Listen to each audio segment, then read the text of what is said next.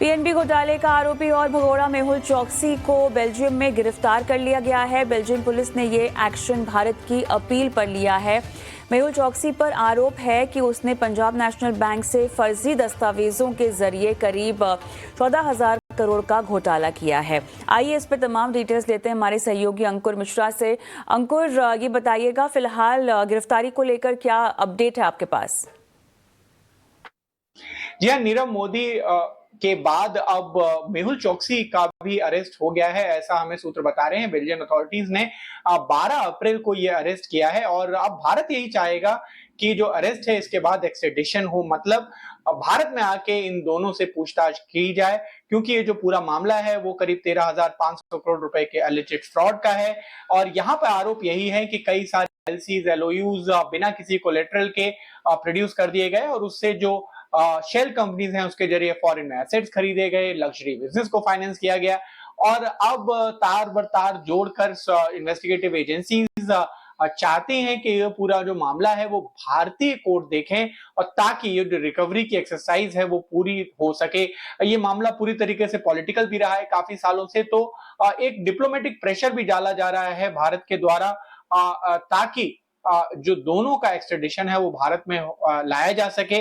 और ये जो पूरे मामला है 13,500 करोड़ रुपए का, उसमें चूंकि बैंकों ने कुछ रिकवरी जरूर की है 2,500 करोड़ रुपए की, लेकिन जो बैंक है वो यही चाहते हैं कि उनका पूरा पैसा वापस आए।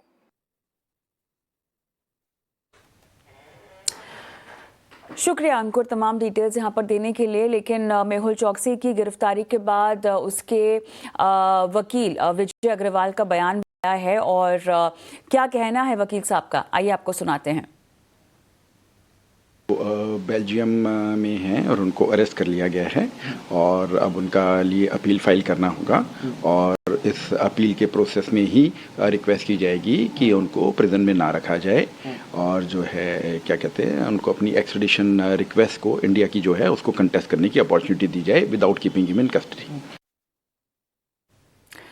बेल्जियम में चौकसी की गिरफ्तारी के बाद अब निगाहें उसके प्रत्यर्पण पर हैं। चौकसी के वकील को आपने अभी सुना और अब हम आपको मेहुल चौकसी के खिलाफ सबसे पहले शिकायत दर्ज कराने वाले शख्स वैभव खुरानिया का रिएक्शन सुनाते हैं। साथ ही मेहुल का प्रत्यर्पण आखिर कैसे मुमकिन होगा, इस पर विदेशी मामलों के जानकार रोबिंदर सचदेव की जानकारी भी आपको सुनाते हैं। He has carried this kind of fraud across the world. He has been selling like very low quality diamond at exceptionally high rates.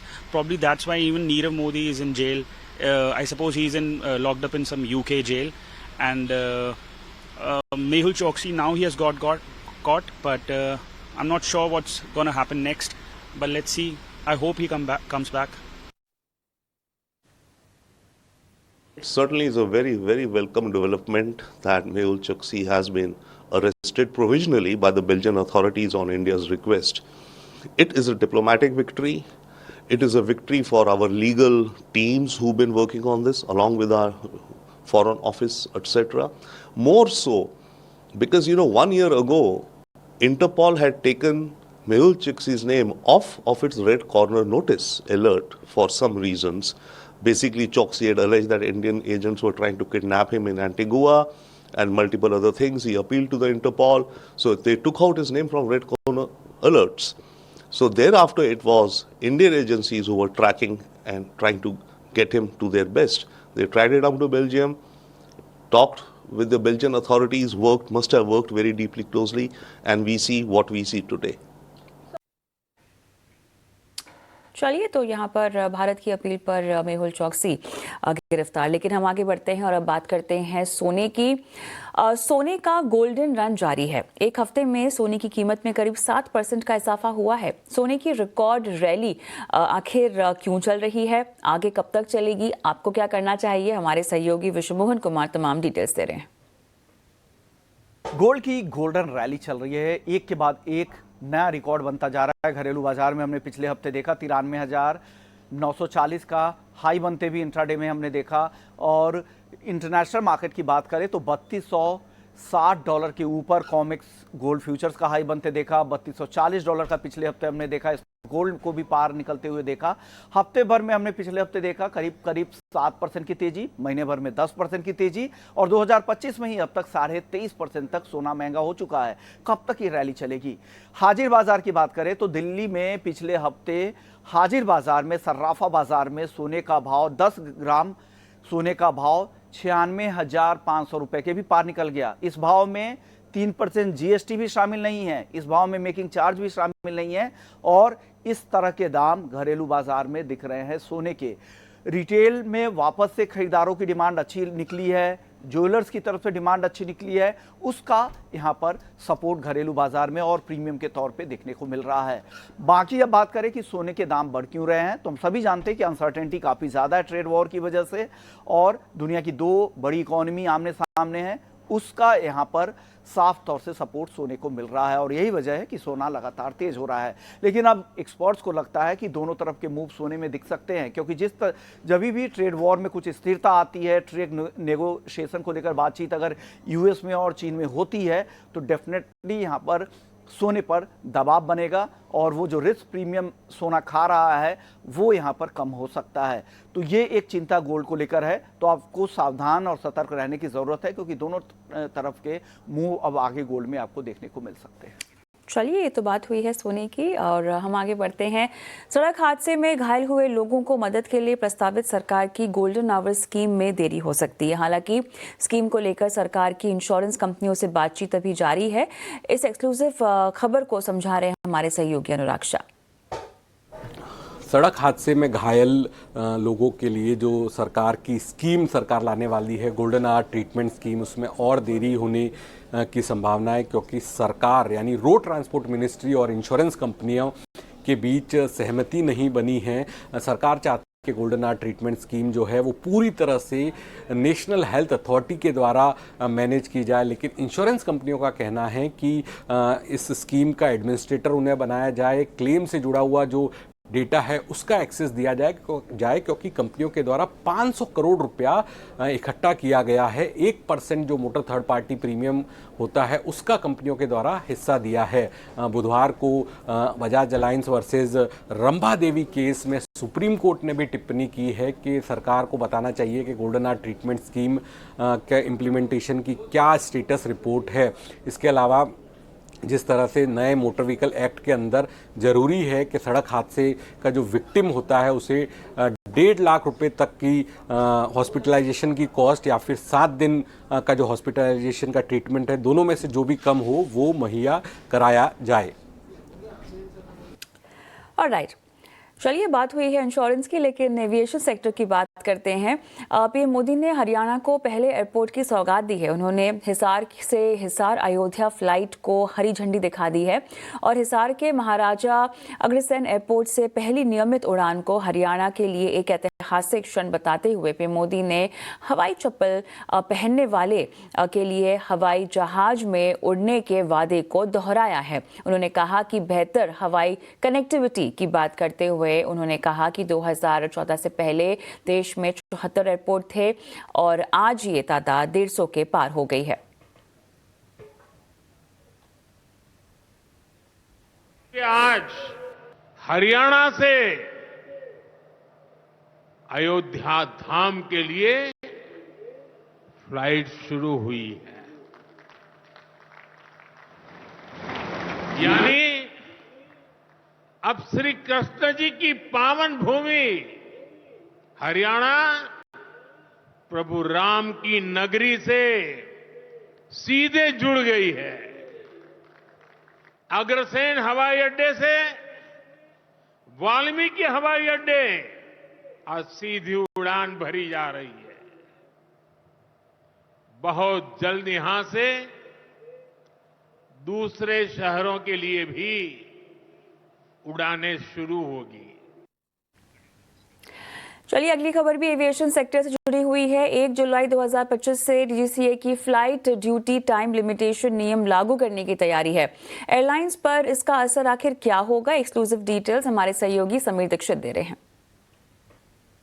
जी बिल्कुल, एविएशन रेगुलेटर डीजीसीए ने पायलट्स को पर्याप्त उनके रेस्ट का समय देने के लिए और साथ ही किसी भी पोटेंशियल रिस्क को अवॉइड करने के लिए एफडीटीएल यानी कि फ्लाइट ड्यूटी टाइम लिमिटेशन, ये एक नए नियम है जिनको लागू करने की बात कही थी। इनको प्रस्तावित किया था पिछले साल जनवरी 2024 में। हालांकि तब तमाम एयरलाइन ने इसका विरोध किया था। उनका कहना था, एयरलाइंस का ये तर्क था कि अचानक से इन नियमों के लागू करने से पायलट की शॉर्टेज होगी। अगर ये दिक्कत होती है तो जो फ्लाइट फ्रिक्वेंसी है उस पर भी इम्पैक्ट पड़ेगा, तो अतिरिक्त मोहलत की मांग की गई थी। जनवरी 2024 से शुरू हुआ मामला काफी हद तक उस पर टाल मटोल होता रहा। काफी लंबे समय तक स्टेक होल्डर कंसल्टेशन भी हुआ, यहां तक कि मामला हाई कोर्ट भी गया। लेकिन अब तकरीबन 1.5 साल बाद डीजीसीए एविएशन रेगुलेटर ने साफ कर दिया है कि कोई भी अतिरिक्त मोहलत नहीं दी जाएगी और ये जो नए एफडीटीएल यानी कि ड्यूटी टाइम लिमिटेशन नियम हैं, ये 1 जुलाई 2024 से लागू हो जाएंगे। इसका सीधा मतलब ये है कि पायलट्स को पर्याप्त समय या यूं कहें उनको रेस्ट टाइम मिलेगा, किसी भी पोटेंशियल थ्रेट को अवॉइड कर पाएंगे। एविएशन सेफ्टी के लिहाज से ये नियम काफी महत्वपूर्ण है। इसका जरूर चुनिंदा एयरलाइंस पे इम्पैक्ट पड़ेगा, विशेषकर वो एयरलाइन जिनके पास हवाई जहाज ज्यादा हैं। मसलन इंडिगो, एयर इंडिया, इनके पास चूंकि हवाई जहाज की संख्या ज्यादा है और इन्हें पायलट की जरूरत ज्यादा पड़ती है।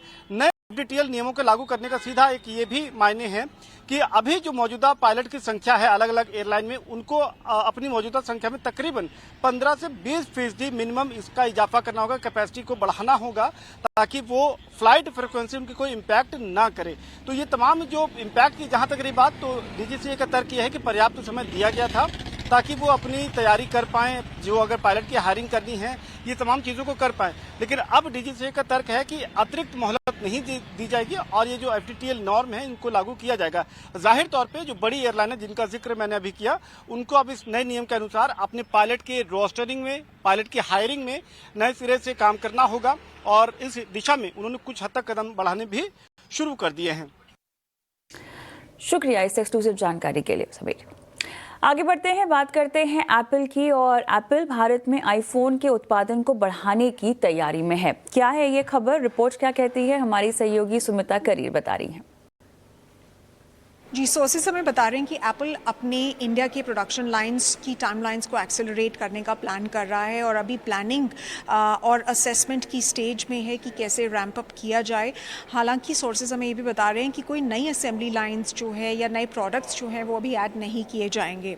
India could account for 25% of Apple's overall output in the country is what we are also given to understand। और ये जो टारगेट है ये अचीव हो सकता है या तो इस साल के एंड तक या अगले साल तक ये अचीव किया जा सकता है। और जब इंडिया की बात करते हैं तो एक्सपोर्ट्स की बात करना भी इम्पॉर्टेंट है। एप्पल ने iPhones total around 1.7 million iPhones export किए United States as a market में, और ये हुआ मार्च के लास्ट 2 वीक्स में ही।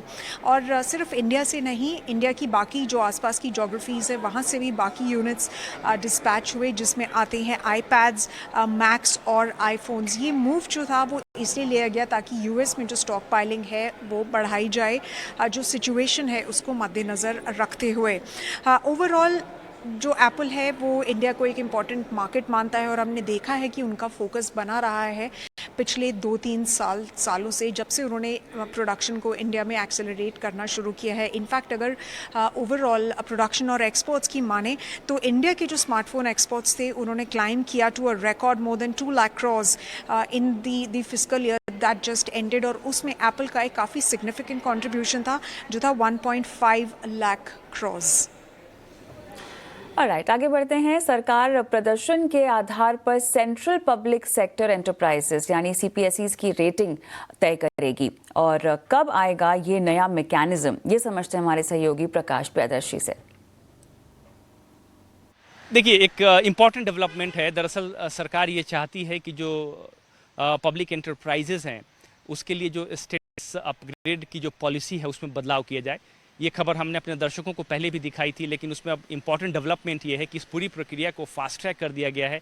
In fact department of public enterprises ने इस मसले पर तमाम स्टेक होल्डर्स के साथ बैठक भी की है, जिसमें सीपीएसईज के रिप्रेजेंटेटिव भी शामिल थे, जहां पर इस न्यू मैकेनिज़्म के बारे में चर्चा हुई है कि इसको किस तरीके से इम्प्लीमेंट किया जाए। जो सबसे इम्पॉर्टेंट एस्पेक्ट है इस न्यू मैकेनिज़्म का, उसके तहत जो सीपीएसईज का स्टेटस है उसमें फाइनेंशियल परफॉर्मेंस के हिसाब से उसको डाउनग्रेड भी किया जा सकता है। मतलब ये कि ऐसा नहीं है कि सिर्फ CPSEs का जो स्टेटस है उसको अपग्रेड ही किया जाएगा, उसको डाउनग्रेड भी किया जा सकता है अगर गवर्नमेंट का जो डिफाइंड क्राइटेरिया है उसके हिसाब से उनका परफॉर्मेंस नहीं रहता है। मतलब ये कि किसी कंपनी का अगर स्टेटस महारत्न है तो उसको नवरत्न बनाया जा सकता है, किसी का नवरत्न है तो उसको मिनी रत्न बनाया जा सकता है अगर वो डिफाइंड क्राइटेरिया के हिसाब से परफॉर्मेंस नहीं करते हैं। ये काफ़ी इंपॉर्टेंट डेवलपमेंट है। इस बात को ध्यान में रखते हुए कि सरकार ये चाहती है कि CPSEs के बीच में एक अकाउंटेबिलिटी डिसाइड की जाए, ताकि वो इस बात को समझें कि जो स्टेटस उनको दिया गया है उसको मेंटेन रखने के लिए जो फाइनेंशियल परफॉर्मेंस है उसको भी बनाए रखना ज़रूरी होगा। और उसी बात को ध्यान में रखते हुए एक नया मैकेनिज्म की रूपरेखा तैयार की जा रही है, ताकि अगर वो बेटर परफॉर्मेंस करते हैं तो उनके स्टेटस को अपग्रेड किया जाएगा, अगर वो ख़राब परफॉर्मेंस करते हैं तो उनके स्टेटस को डाउनग्रेड किया जाएगा। अब इन सब के बीच में एक इंपॉर्टेंट एस्पेक्ट है, जो रिटेल शेयर होल्डर्स हैं उनको नुकसान ना हो अगर किसी कंपनी का जो किसी CPSE का अगर स्टेटस है उसको डाउनग्रेड किया जाता है। और इस बात को ध्यान में रखते हुए कई तरह के ऑप्शंस हैं जिस पर चर्चा की जा रही है, ताकि जो रिटेल इन्वेस्टर्स हैं उनको लॉसेस ना हो, उनके लॉसेस को प्रोटेक्ट किया जाए, जो रिटेल इन्वेस्टर्स हैं उनको प्रोटेक्ट किया जाए। इस तमाम तरह की ऐसी स्ट्रैटेजी है जिस पर चर्चा चल रही है, लेकिन इसको फास्ट ट्रैक मोड में डाल दिया गया है। सरकार इस पॉलिसी को तुरंत इम्प्लीमेंट करना चाहती है। इनफैक्ट की बैठकें हो गई है और उम्मीद ये की जा रही है कि जून तक, यानी अगले 2-3 महीने के अंदर इस न्यू मैकेनिज्म को इम्प्लीमेंट किया जाएगा। जैसा कि आपको पता है कि स्टेटस अपग्रेड के हिसाब से ही कंपनीज को, जो CPSEs हैं, उनको इन्वेस्टमेंट, कैपेक्स, मर्जर एक्विजिशन से संबंधित ऑटोनॉमी सरकार देती है। लिहाजा स्टेटस अपग्रेड उनके लिए काफ़ी इंपॉर्टेंट डेवलपमेंट होता है, उनके फाइनेंशियल परफॉर्मेंस के ध्यान में रखते हुए। शुक्रिया प्रकाश तमाम डिटेल्स यहाँ पर देने के लिए। और इसी नोट पर वक्त हो चला एक छोटे से ब्रेक का। ब्रेक के उस पार स्वदेशी लेजर वेपन को लेकर तमाम जानकारी।